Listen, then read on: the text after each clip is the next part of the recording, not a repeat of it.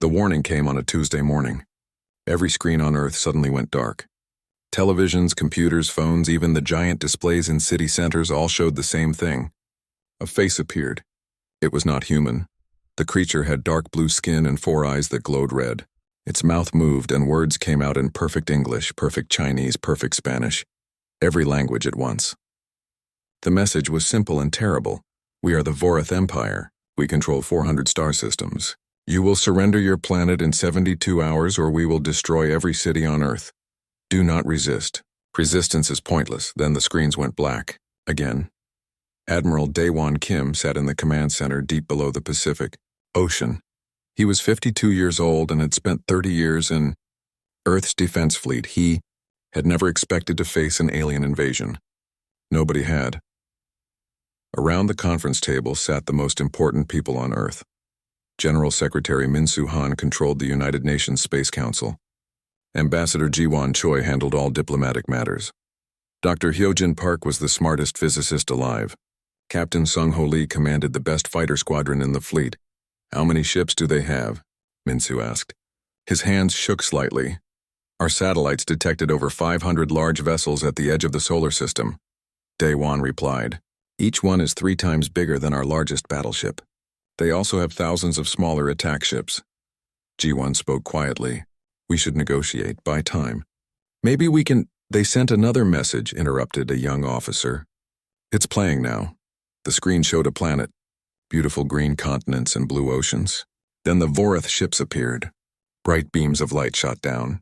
In seconds, the entire planet turned to ash. Nothing survived. That was the planet Kelvor 9, the alien voice said. They refused to surrender. This is what happens to those who resist. The room fell silent. Min-Soo looked ill. Ji-Won closed her eyes. But Daewon was thinking. He had noticed something strange. Dr. Park, he said. Can you analyze their weapons? Look at the energy readings from that attack. Hyojin's fingers flew across her computer. Her eyes widened. Admiral, this is strange. Those weapons, they're using basic particle acceleration. Very old technology. We stopped using this type of weapon 40 years ago. What do you mean? Sung-Ho asked. Their ships use fusion drives. We can see the heat signature. Those are powerful, yes, but we developed quantum fold engines 20 years ago. And their weapons, they're just accelerating particles to near light speed. It's brute force, nothing sophisticated. Daewon stood up. A strange feeling came over him. What about our weapons? The ones we locked away? Hyojin understood immediately. You mean the Black Vault projects? Yes, Ghostwalker, Sunbreaker, Oracle, all of them. Min-Soo looked confused. What are you talking about? Daewon's voice was steady. 30 years ago, we nearly destroyed ourselves with nuclear weapons. After that, scientists developed new technologies. Terrible technologies. Weapons so dangerous that world leaders agreed to lock them away forever. We swore never to build them. But we kept the blueprints, Hyojin added, just in case. Ships that can pass through solid matter. Bombs that contain the power of a star. Computers that can predict the future. Weapons that erase things from existence. Daewon looked at each person in the room. We never used them because we were afraid of ourselves. We thought they were too dangerous. Sung-Ho leaned forward. Are you saying we can fight them? I'm saying, Daewon replied, that these Vorath have conquered hundreds of worlds. But they've never faced a species that was willing to develop weapons to destroy itself. They fight with conventional military technology. We stopped being conventional decades ago. Hyojin pulled up files on the screen. If I'm reading this correctly, one of our theoretical antimatter warheads has more destructive power than their entire fleet combined. How long to build these weapons? Min-Soo asked. We don't need to build them, Daewon said. We need to unlock them. They already exist, hidden in secret facilities around the world. We just never activated them. Ji-Won spoke carefully. If we do this, there's no going back. The galaxy will know what we're capable of. The galaxy is about to learn anyway, Sung-Ho said. Better they learn we can defend ourselves. Min-Soo took a deep breath. Admiral Kim, you have authorization to activate the Black Vault protocols. Prepare everything. We will not surrender, Daewon nodded. He felt the weight of what was about to happen. Humanity had spent a century trying to move beyond violence, trying to be better than their warlike past. Now they would unleash weapons that made nuclear bombs look like firecrackers. But they had no choice. The Vorath had made their mistake when they assumed humanity would be an easy target. They thought humans were just another primitive species with simple weapons. They had no idea what was coming. Deep beneath the mountains of Colorado, lights flickered on for the first time in 30 years. Colonel Bora Shin entered the facility with her security team. The door was 3 meters thick and made of reinforced steel. It took 10 minutes just to open. Inside, rows of covered objects stretched into the darkness. Bora walked slowly between them.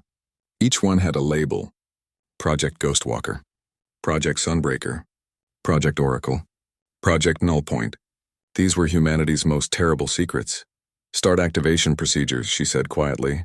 Her voice echoed in the vast space. "We have 48 hours. Around the world, similar facilities came to life. In the Andes Mountains, under the Arctic ice, deep in the Australian outback, sealed bunkers opened. Ancient computers booted up. Scientists who had been sworn to secrecy for decades finally got the call they hoped would never come. On the moon, Dr. Hyojin Park worked frantically in her laboratory. Before her floated a holographic model of an antimatter containment device. One small mistake and the explosion would destroy everything within 1,000 kilometers. "The magnetic field needs to be perfect," said engineer Tae Yang-yoon. He was young, only 29, but brilliant. His hands moved quickly over the controls. "Even a microsecond of failure and—" "I know," Hyojin interrupted.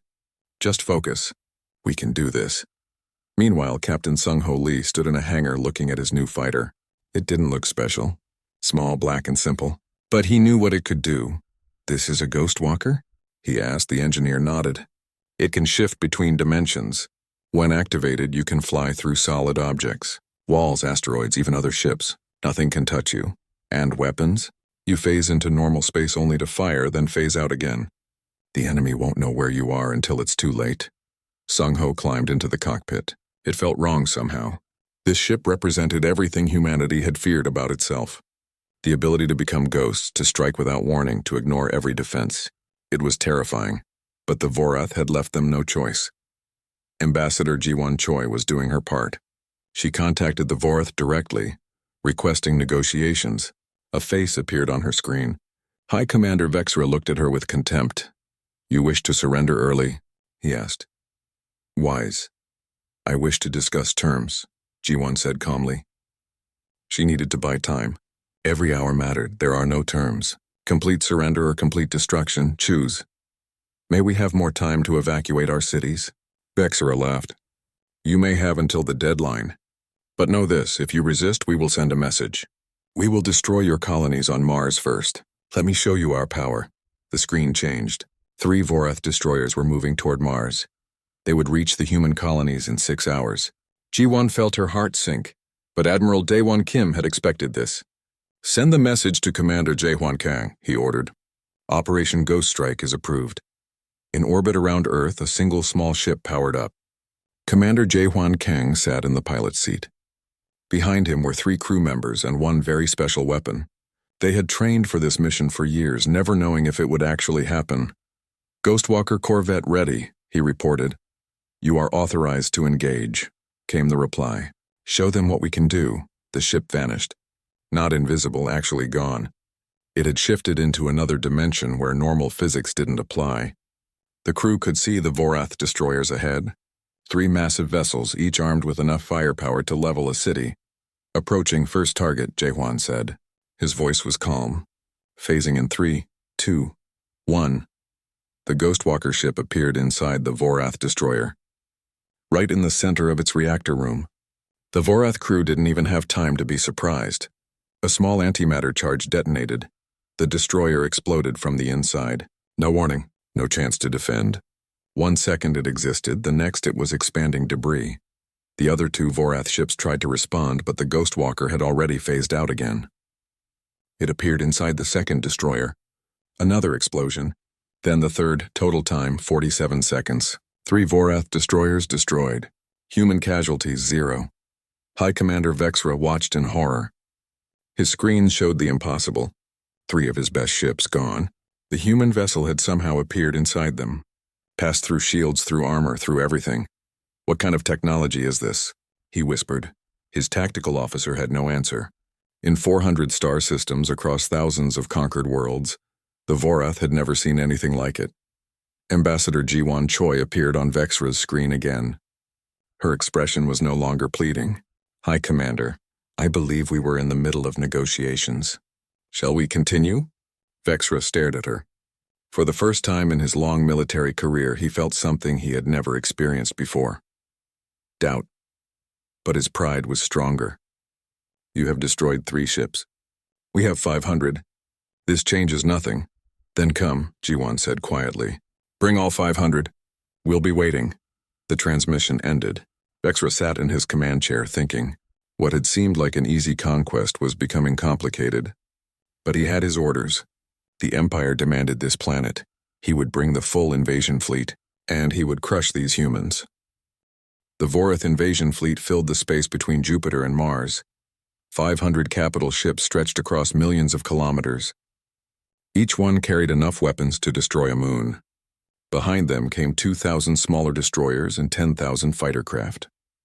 High Commander Vexra stood on the bridge of his flagship. Around him, dozens of officers monitored their screens. This was the largest fleet the Vorath Empire had sent in 50 years. Surely these humans would see sense now. "Scan for enemy vessels," he ordered. "Only 50 ships detected, Commander. They're spreading out into random positions." Vexra smiled.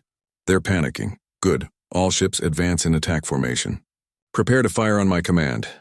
Back on Earth, Admiral Daewon Kim watched the tactical display. Each dot represented a Vorath ship. There were so many they looked like a solid mass. "They're moving into standard battle formation," reported an officer. "They expect conventional warfare." "Good," Daewon said. "Let them think that." "Nexus, are you ready?" A calm voice responded. It belonged to the artificial intelligence system called Nexus 7. "All calculations complete, Admiral. I have predicted their movements for the next 30 minutes with 99% accuracy. Strike points identified. All ships, you have your orders. Execute Phase 1. Captain Sung-Ho Lee gripped his controls. His fighter squadron consisted of 20 Ghostwalker craft. They had trained for 3 days straight. Now it was time. "All wings, activate phase shift," he ordered. 20 fighters vanished from normal space. They could see the Vorath fleet ahead, but the Vorath could not see them. The fighters passed through the outer defense line like it didn't exist. "Target the command ships," Sung-Ho said. "Nexus has marked them. Phase in, fire, phase out. Do not stay in normal space for more than 2 seconds." The fighters appeared behind the Vorath command vessels. 20 missiles launched. 20 explosions. Before the Vorath could even turn their guns, the human fighters were gone again. On the Vorath flagship, alarms screamed. 20 command ships destroyed. We never saw them. They just appeared and return fire," Vexra shouted. "Find them!" But the human fighters were already attacking somewhere else. They appeared, fired, and vanished. Again and again. The Vorath weapons couldn't track them. Their shields couldn't stop them. Then the human destroyers opened fire. But these were not normal weapons. Gravitational lensing devices activated, creating tiny artificial black holes. The black holes pulled entire groups of Vorath ships together, crushing them under impossible gravity. "What is happening?" Vexra screamed. "How are they doing this?" His tactical officer's voice shook. "Commander, I don't understand. We're detecting weapons fire before it happens. Ships are exploding before the weapons reach them." "It's like what?" "Like they're attacking us through time, sir." The officer was right. Human frigates had deployed causality bombs. These weapons sent shockwaves backward through time. A Vorath ship trying to fire would explode before pulling the trigger. The cause came after the effect. Nexus 7 coordinated everything. The AI processed billions of calculations per second. It knew where every Vorath ship would be before they moved. It predicted every command before it was given. "Enemy fleet trying to retreat," an officer reported to Admiral Daewon Kim. "Deploy the mines." The Vorath ships turned to flee. But as they moved, they hit mines. Mines that had been placed in their escape routes hours ago. Nexus had predicted exactly where they would try to run. More explosions. More ships destroyed. The Vorath fleet, which had seemed so mighty, was falling apart. Their formations broke. Their commanders gave conflicting orders. Panic spread. Vexra watched his fleet die. In 30 minutes, 300 ships had been destroyed. His tactical screens showed chaos. Nothing made sense. The humans had only 50 ships, but they fought like they had 5,000. "All remaining ships, full retreat," he ordered. "Emergency hyperspace jump now." Some ships managed to escape. Most did not. When the battle ended, only 70 Vorath vessels remained. 500 had entered. 430 were destroyed. Total human casualties, 12 wounded, 0 dead. Captain Sung-Ho Lee landed his fighter on the carrier. His hands were shaking, not from fear, but from the realization of what had just happened. They had fought against overwhelming odds and won easily. That was insane, his co-pilot said. We just destroyed an entire invasion fleet. No, Sung-Ho replied quietly. We just showed them what we can do, and I don't think they understand it yet. Vexra's damaged flagship jumped to hyperspace. He had to report to the Emperor. But how could he explain this? That a primitive species had weapons beyond comprehension? That they could phase through matter, manipulate gravity, and attack through time itself? When he arrived at the Vorath homeworld, the Emperor's council listened to his report. They did not believe him. You lost 400 ships to 50? The Emperor said coldly. You speak of impossible weapons and time travel. You shame the Empire with these excuses. But it's the truth. Silence. You failed because you are weak. We will send the full Imperial Armada, 50,000 ships. Then we will see how these humans handle real power. Vexra said nothing more. He knew what was coming. The Emperor was sending 50,000 ships to their doom. The UN Space Council chambers were full. Every nation had sent representatives. The question was simple but enormous. What should humanity do now? General Secretary Min Soo-han stood at the center. We have won a battle, not the war. Intelligence reports say the Vorath Empire is preparing a much larger fleet. We must decide our next move. Strike first, said the Russian delegate. Hit their homeworlds before they can organize.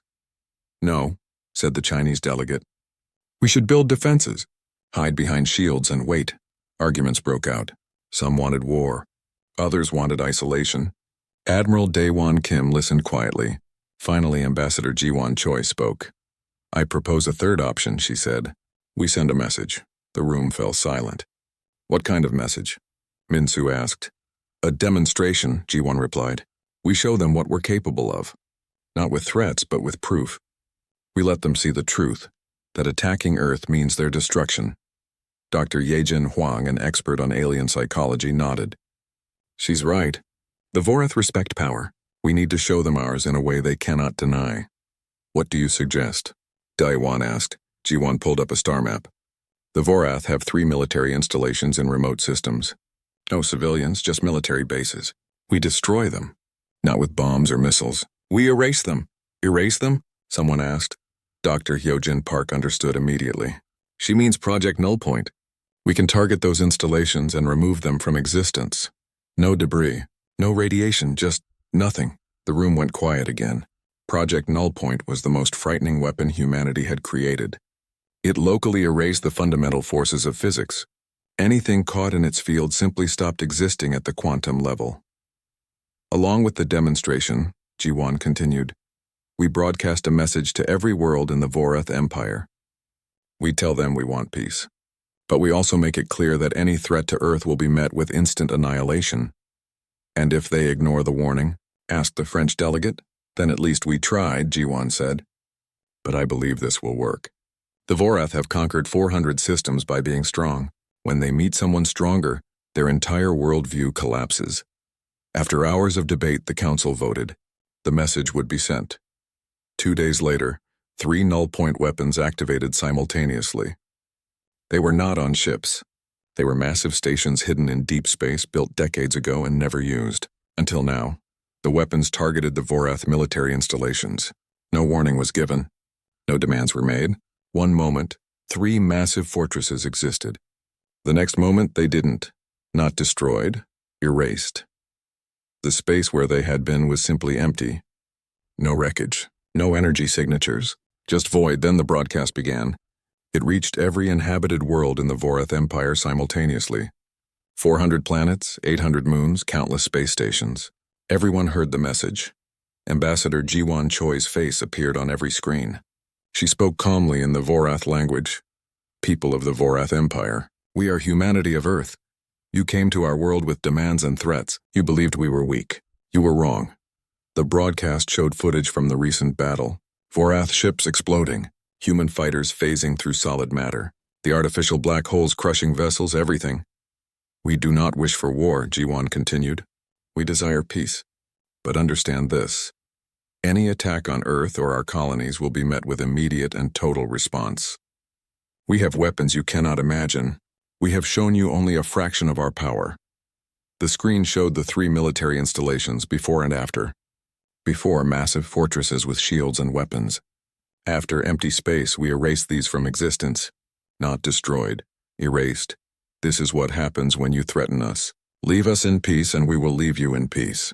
Come at us again, and we will erase everything. The message ended. Across the Vorath Empire, billions watched in stunned silence. Emperor Korath sat in his throne room, staring at the screen. He was 300 years old and had ruled for 2 centuries. He had conquered countless species. He had never retreated from anything, but this was different. He watched the footage again. The human ships moving through his vessels like ghosts, the weapons that attacked through time, the fortresses that simply vanished. How? He whispered. How did we not know about this? His chief advisor spoke carefully. My emperor, we scanned Earth for years. We saw only basic technology. They must have hidden everything. But why develop such weapons if they're peaceful? I don't know, my emperor. Korath thought for a long time. His pride told him to attack with everything, to bring 50,000 ships and crush these humans. But for the first time in his long life, fear whispered in his mind. What if they had more weapons? What if the demonstration was just the beginning? What if attacking Earth meant the end of his empire? But pride won. Mobilize the Imperial Armada, he ordered. 50,000 ships. We will show these humans what real power looks like. His advisors bowed and left. Alone in his throne room, Korath stared at the star map. Earth was so small, so insignificant. How could one tiny planet possess such terrible power? He would find out. And either humanity would kneel or the empire would burn. The Vorath Imperial Armada was the largest military force ever assembled. 50,000 warships gathered at the edge of the solar system. The fleet stretched across space like a metal cloud, blocking out the stars. Grand Admiral Thexan commanded from his flagship. He was 200 years old and had never lost a battle. He looked at the tiny dots on his screen representing Earth's defense fleet. Only 200 ships, they must be insane, he said to his officers. 200 ships against 50,000. Perhaps they will surrender when they see our numbers, suggested his second-in-command. Thexan shook his head. No, these humans destroyed our first fleet. They have tricks, but tricks cannot defeat overwhelming force. Advance the Armada. On Earth, evacuation sirens wailed. Millions of people moved into underground shelters. On Mars and Europa, transport ships prepared for emergency departure. Everyone knew what was coming. Admiral Daewon Kim stood in the command center watching the approaching fleet. Around him, his officers worked quietly. There was no panic, only determination. Sir, they outnumber us 250 to 1, said an officer. Numbers don't matter, Daewon replied calmly. Is Project Endgame ready? Yes, sir. All generators are online. Lieutenant So-Yeon Kim, a young tactical officer, looked nervous. Admiral, are you sure about this? We've never tested the barrier at this scale. We have no choice, Daewon said. Nexus has calculated everything. Trust the plan. The Vorath Armada moved forward. Thexan gave the order to prepare all weapons. Millions of guns turned toward Earth. Then something impossible happened. The space ahead of the Armada changed. It looked like a wall of nothing, not black, not bright, just empty. The sensors couldn't read it. Visual scans showed only blankness. What is that? Thexan demanded. Unknown, sir. It appeared instantly. It surrounds Earth in a sphere 10 million kilometers wide. Fire at it. Test its strength. 100 ships fired their weapons. Particle beams, plasma bolts, missiles all struck the barrier. And all stopped. Not reflected. Not absorbed. They simply stopped existing. The beams are disappearing, an officer reported. They enter the field and cease to exist. Thexan felt a chill. Send probes. I want to know what this is. Automated probes approached the barrier. As soon as they touched it, they froze. Not damaged, frozen in place, like time had stopped for them. This is impossible, whispered Thexan. What kind of shield is this? Back on Earth, Dr. Hyojin Park and Colonel Bo-Ra Shin monitored the null point generators. These massive machines created a field where the fundamental forces of physics were rewritten. Inside the barrier, matter and energy behaved normally. Outside, nothing could enter. The generators are stable, Hyojin reported. We can maintain this for 60 days. And then? Someone asked. Then we run out of power. But I don't think we'll need 60 days. Thexan ordered his fleet to maintain position. He sent a message to Emperor Korath. The humans have created an impenetrable barrier. We cannot reach them. The Emperor's response was immediate and angry. Find a way through. You have 50,000 ships. Use them. For 3 weeks, the Vorath tried everything. They fired their largest weapons. They tried to tunnel under the barrier. They attempted to phase through it using experimental technology. Nothing worked. The barrier was perfect, absolute, unbreakable. But while the Armada sat helpless, problems grew across the Vorath Empire. The subject species saw the mighty fleet paralyzed. They saw that the Vorath could be stopped. Rebellions began. First on one world, then another. Species that had been conquered decades ago rose up. They knew the Vorath military was trapped at Earth, unable to respond. Inside the Vorath leadership, distrust grew. Councillor Rixal, a moderate who had always argued for peaceful expansion, saw an opportunity. He secretly contacted Ambassador Jiwan Choi. I represent a faction that wants peace, he told her through encrypted channels. Many of us believe the Emperor's pride will destroy the Empire. We can help you. How? Jiwan asked. I will give you intelligence, locations of military bases, political weaknesses. In return, when this is over, remember that not all Vorath wanted war. Jiwan shared this with Admiral Daewon Kim. They developed a plan. Not to destroy the Vorath, but to fracture them from within.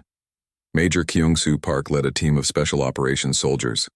Using Ghostwalker technology, they phased past the Vorath fleet and traveled deep into enemy territory. Their mission was simple but clever. They infiltrated 3 key military installations and planted false evidence. Messages suggesting internal coup attempts. Fabricated orders from rival admirals. Fake intelligence showing betrayal. The evidence was discovered by Vorath security. Suddenly, admirals suspected each other. Political factions accused rivals of treason. The military began turning against itself. Grand Admiral Thexan received intelligence that his rivals planned to blame him for the failed invasion. In response, he began withdrawing ships to defend his position. Other admirals did the same. The 50,000-ship armada started falling apart. Not through battle, but through paranoia and political infighting. Emperor Korath watched his empire crumble. 40 star systems were in open rebellion. His admirals fought each other. His fleet was paralyzed and Earth sat behind its perfect barrier untouchable. Recall the armada, he finally ordered. We need them to stop the rebellions. The greatest military force ever assembled began its retreat. Not defeated in battle, but defeated by fear, politics, and their own arrogance. The Vorath Empire was dying, not from external war, but from internal collapse. What had taken 4 centuries to build was falling apart in months. Emperor Korath sat alone in his throne room. Reports came every hour. 60 star systems in rebellion. 80 systems. 100. His admirals fought over territory and political power. The military was fractured. How did this happen? He asked his empty chamber. We are the Vorath. We are invincible, but he knew the answer. The empire had been built on fear. Every species believed the Vorath were unstoppable. Now that belief was shattered. One small planet had proven that the empire could be resisted. On Earth, Dr. Ye Jin Huang studied the situation carefully. She was a xenopsychology expert who understood how alien societies worked. She presented her analysis to the UN Council. The Vorath Empire is based on hierarchical dominance, she explained. The strong rule the weak. Every conquered species accepted Vorath superiority because they seemed invincible. We didn't just defeat them militarily. We destroyed their fundamental identity. So what happens now? Asked General Secretary Min Soo-han. The empire will fragment, Yejin said. Subject species will declare independence. Vorath factions will fight each other. Within a year, the 400-system empire will be dozens of smaller states. And what should we do? Ambassador Jiwan Choi spoke up. We prepare for what comes next. The galaxy is about to enter chaos. We need to be ready to help build something better. Councillor Rixal, the moderate Vorath leader, continued providing intelligence to Earth. He saw the writing on the wall. Emperor Korath would fall, and someone needed to lead what came after. I'm organizing 20 systems into a republic, he told Jiwan during one of their secret communications. We will renounce conquest and seek peaceful cooperation. But we need protection. The hardline Vorath will see us as traitors. You'll have it, Jiwan promised, if you commit to peace. The collapse accelerated.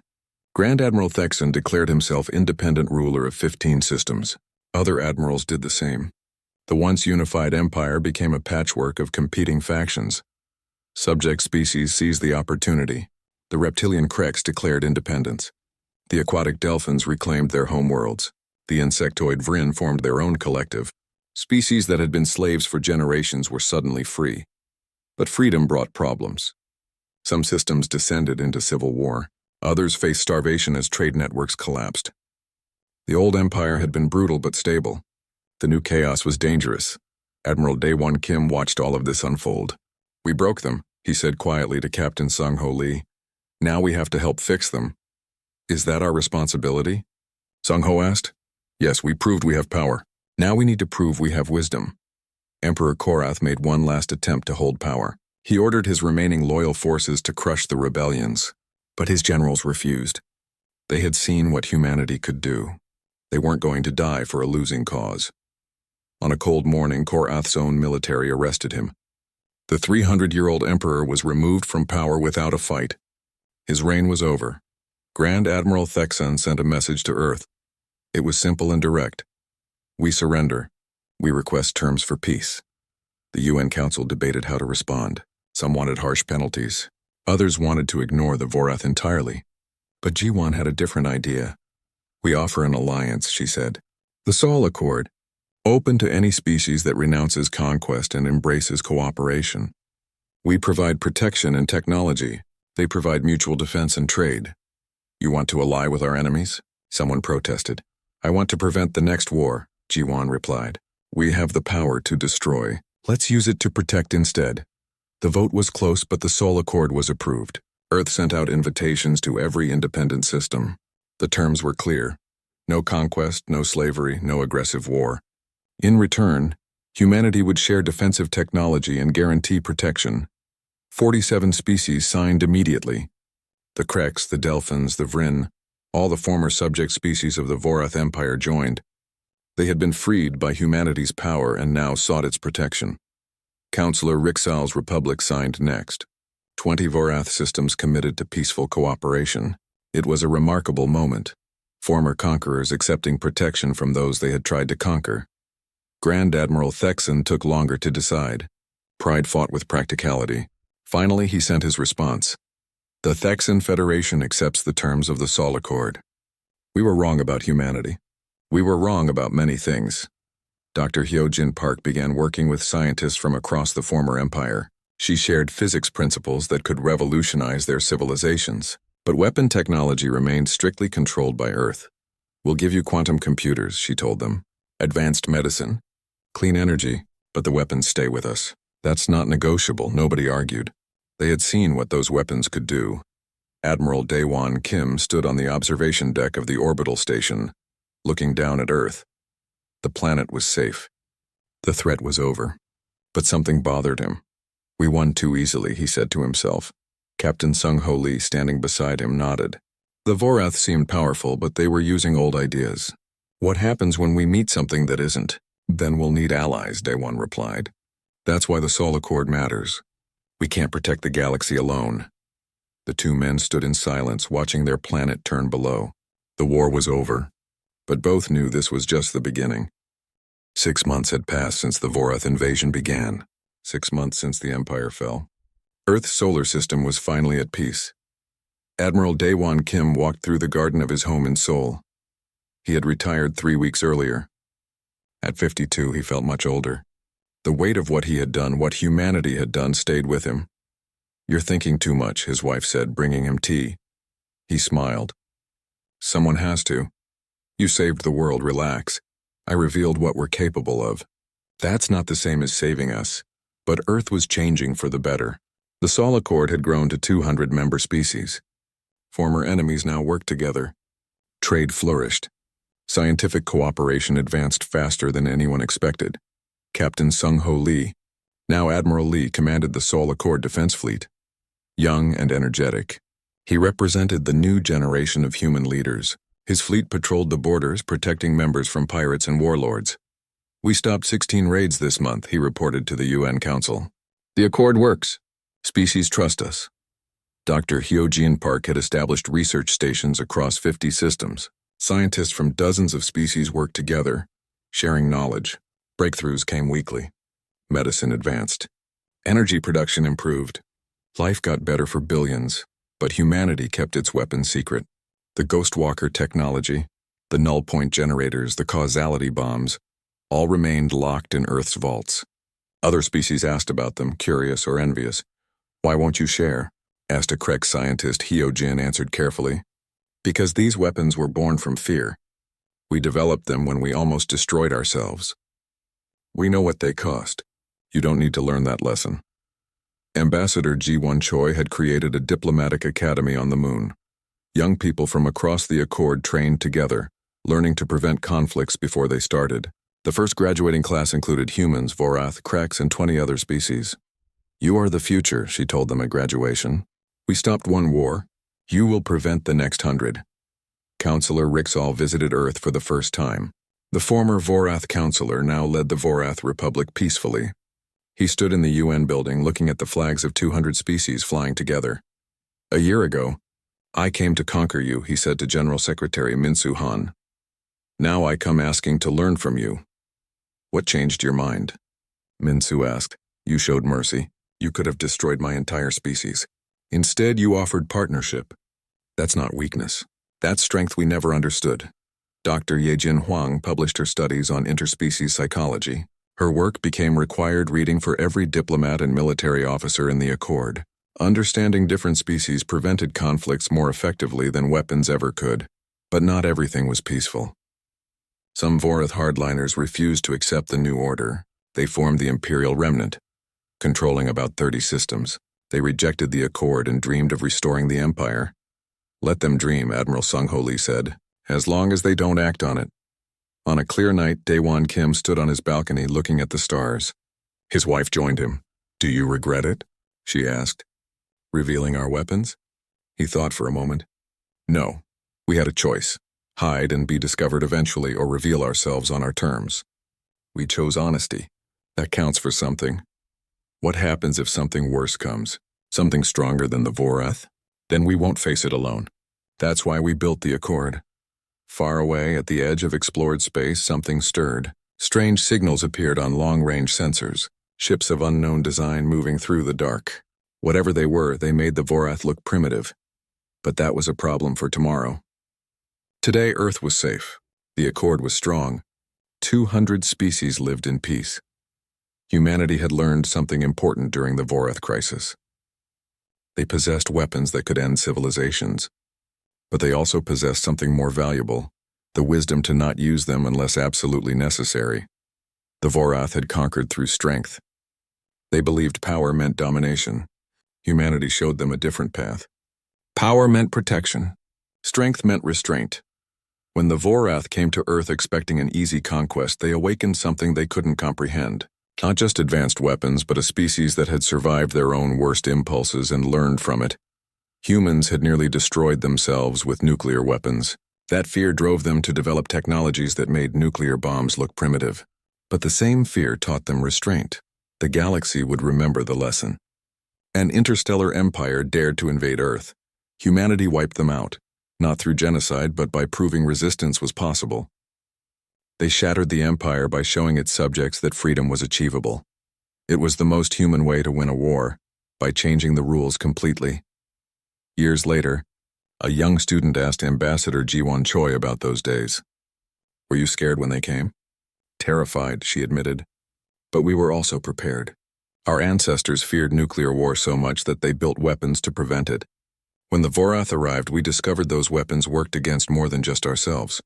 What's the most important lesson from the war? Ji-won smiled. That the greatest power isn't destroying your enemies. It's turning them into allies. Above Earth, the Sol Accord defense fleet patrolled quietly. Human ships alongside Vorath vessels, Kreks fighters, and Delphin cruisers, former enemies protecting each other. The null point barrier had been deactivated permanently. Earth no longer needed to hide. The galaxy knew what humans were capable of, and that knowledge kept the peace better than any weapon. Somewhere in deep space, those mysterious signals grew stronger. A new threat was coming, but when it arrived, it would face not just humanity, but 200 species united under the Soul Accord, and they would learn the same lesson the Vorath had. Never underestimate a species that survived by learning from its mistakes. The story of how humanity defeated the Vorath Empire became legend across the galaxy, not a tale of brutal victory but of impossible technology combined with unexpected mercy. And in that legend, one truth remained clear. An interstellar empire dared to invade Earth. Humanity wiped them out instantly, not with destruction, but by teaching them a better way.